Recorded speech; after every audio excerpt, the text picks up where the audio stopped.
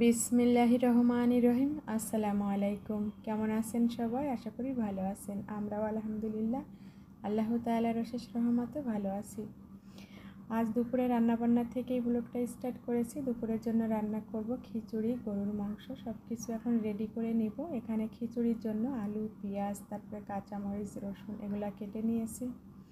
এখন খিচুড়ি এর চাল ডালটা আমি খুব ভালোভাবে পরিষ্কার করে নিব। তারপরে গরুর মাংসটাকেও পরিষ্কার করে নেব।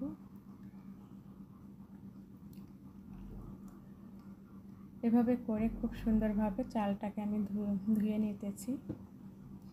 চাল ডাল খুব সুন্দরভাবে পরিষ্কার করে নিয়েছি। তার ভিতরে আমি দিয়েছি কেটে রাখা আলু, পেঁয়াজ, রসুন, কাঁচামরিচ। এখন দিয়ে দিতেছি স্বাদ মতো লবণ, হলুদের পাউডার, মরিচের পাউডার। এরপরে আমি দিয়ে দিতেছি 3 টেবিল চামচ পরিমাণে সয়াবিন তেল। এখানে আর কোনো প্রকার মশলা অ্যাড করব না। এখন আমি এটাকে চুলায় বসিয়ে দিব।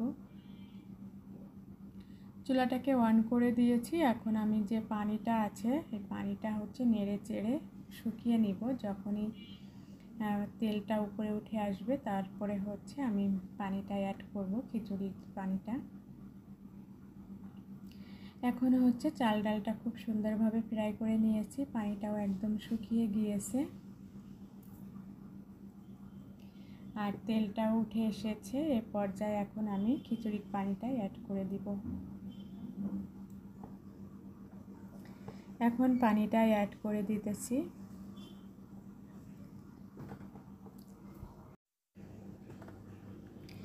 এখন নেড়ে চেড়ে চুলার আঁচটাকে হাই হিট করে খিচুড়িটা রান্না করে নেব। এখন আর ঢাকনা দিয়ে দিব না।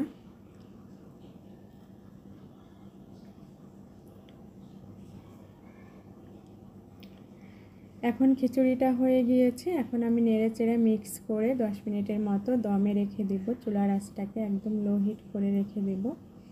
খুবই সুন্দর হয়েছে। চাল ডাল খুবই সুন্দরভাবে সিদ্ধ হয়ে গিয়েছে। এখন দমে রেখে দিলে পরিপূর্ণভাবে হয়ে যাবে।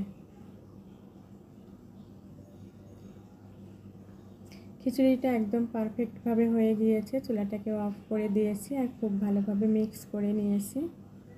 এখন আমি গরুর মাংসটাকেও পরিষ্কার করে নিয়েছি, প্রেসার কুকারে দিয়ে দিয়েছি।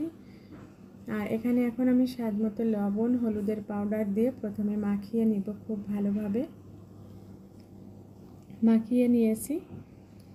এখন আমি বাটা মশলা দিয়ে দিতেছি। এখানে পেঁয়াজ, আদা, রসুন, তারপরে জিরা ধনিয়া পেস্ট আর গরম মশলা, এলাচি পেস্ট করে দিয়েছি। ছোট একটা মাটির কাপের 1 কাপের তেল দিয়ে দিতেছি, সয়াবিন তেল। এখন আবারও খুব ভালোভাবে মাখিয়ে নিব। মাখিয়ে নিয়েছি। এ পর্যায়ে কিছু আলুও দিয়ে দিতেছি, যেহেতু খিচুড়ি দিয়ে খাবো আর একবারেই আমি আলু দিয়ে নরম করে রান্না করব গরুর মাংসটাকে।